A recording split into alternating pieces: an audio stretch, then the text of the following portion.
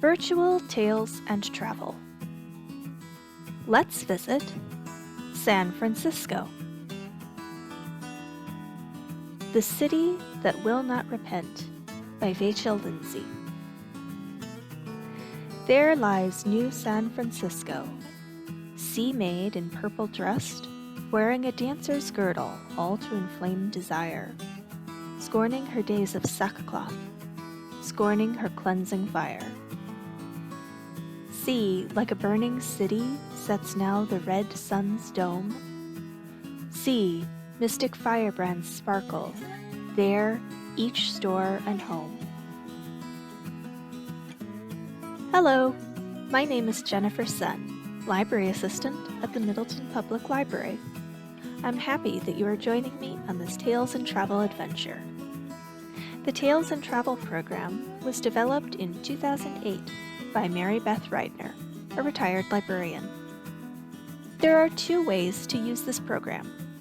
You can just listen and follow along as I read the narrative throughout this video. Or you or your partner can turn down the volume and pause the video so you can read the narrative out loud yourself.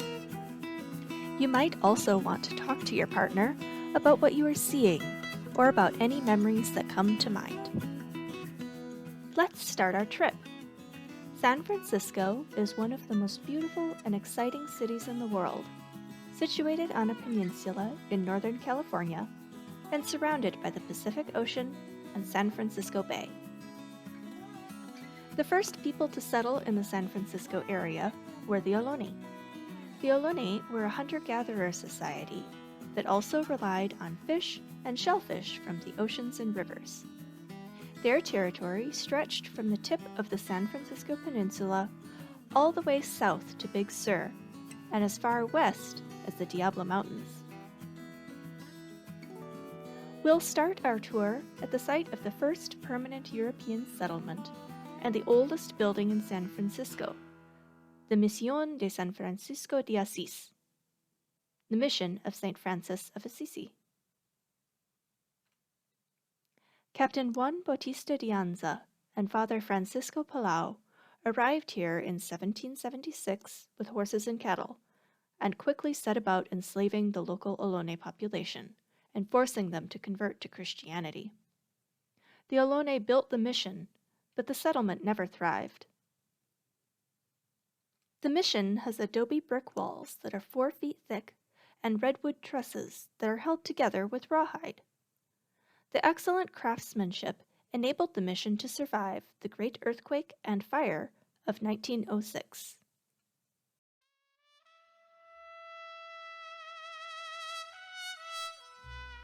The mission is located in a neighborhood called, appropriately enough, the Mission District, and has long been a colorful, exciting, and dynamic neighborhood with a large Latinx population.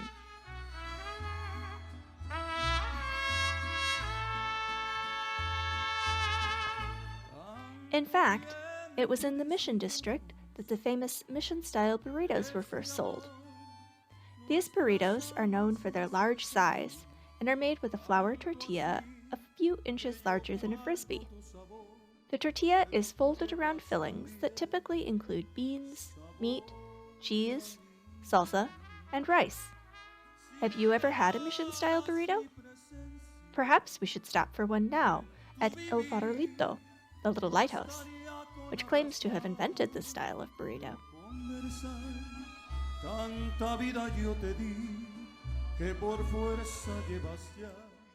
Once we finish our giant burritos, we can ride the local subway system, BART, or Bay Area Rapid Transit, from the Mission District to downtown.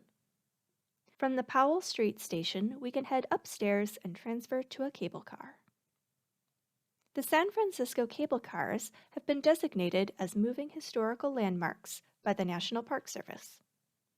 Cable cars were invented in 1873 by Andrew Halliday. Mr. Halliday saw the need for a mechanical alternative to horse-drawn carts and carriages when he witnessed a team of horses get dragged backwards by their large load while trying to climb one of the city's famous, very steep hills.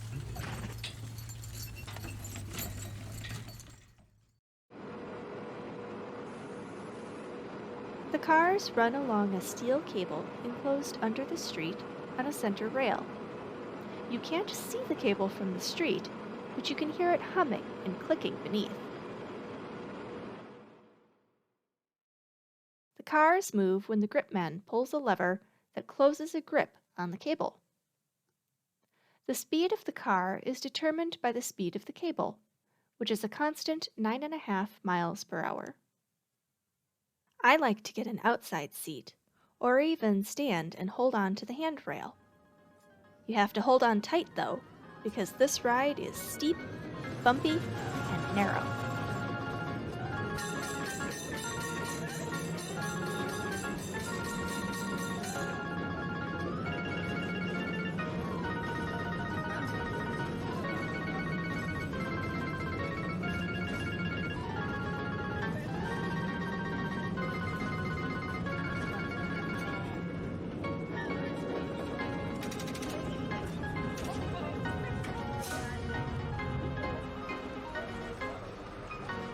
As we head north towards the bay, we will pass over Nob Hill, Russian Hill, and even catch a glimpse of Lombard Street, the curviest street in the world.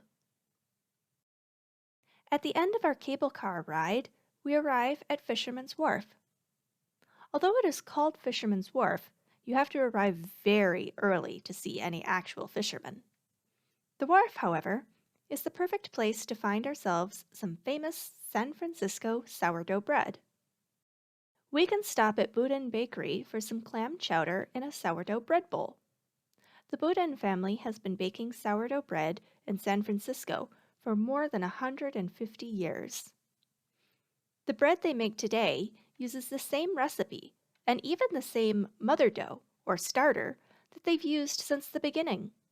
Have you ever baked from scratch? After enjoying our clam chowder, we can walk a little further to Pier 39 and have a visit with the sea lions.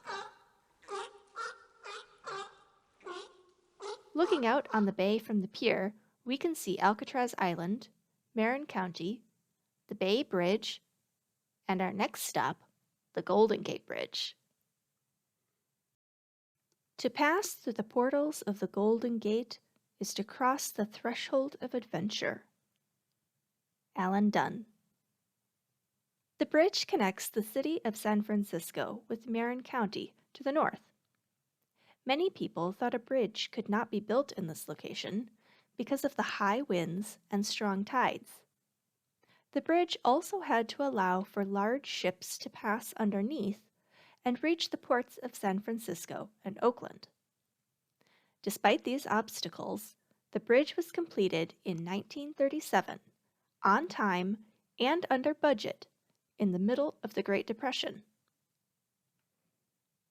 The Golden Gate Bridge spans 1.7 miles and has two 746-foot tall towers that support it. From the center of the span, the bridge is over 200 feet above the water. There are 6 lanes for traffic on the bridge, and every year, approximately 41 million vehicles cross it. At the time it was completed, it was the largest suspension bridge in the world. I hope you brought a sweater, because no matter what time of year you visit the bridge, you are likely to encounter fog and strong wind.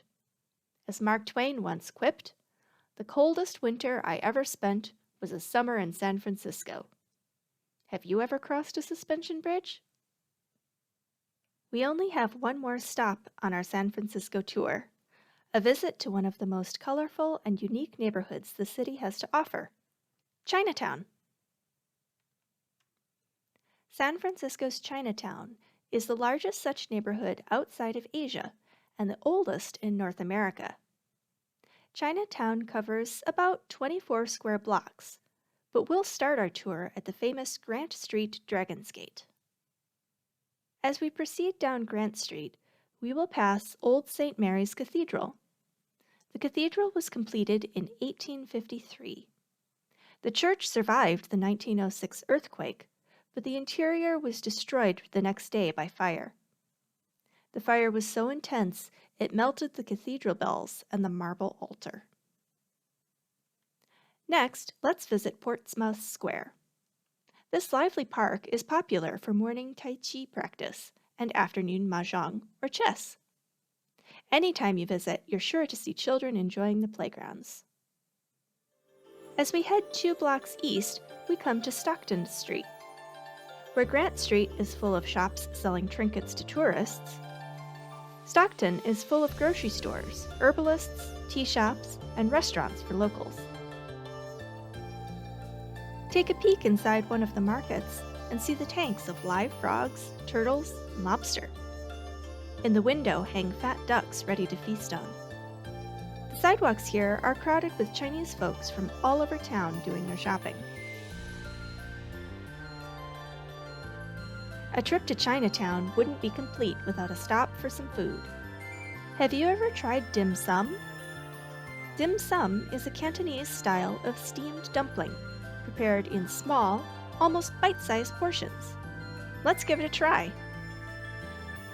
Some of my favorites are char siu bao, or steamed buns filled with barbecue pork, har gao, shiny translucent shrimp dumplings, and shu mai, dumplings that are shaped like a basket with the filling sticking out over the top. They have a shrimp or pork filling, with a bit of crab or fish roe sprinkled on top. I also love lo mai gai, sticky rice and meats wrapped in lotus leaves. And for dessert, egg custard tarts. If we are really feeling adventurous, we might even try some feng jiao, or chicken's feet. Most of our food will arrive in bamboo steamers, and we can share everything family style with some hot tea. What a lovely day we've shared in San Francisco. I hope you enjoyed it as much as I did, and that we will be together again soon for another Tales and Travel adventure.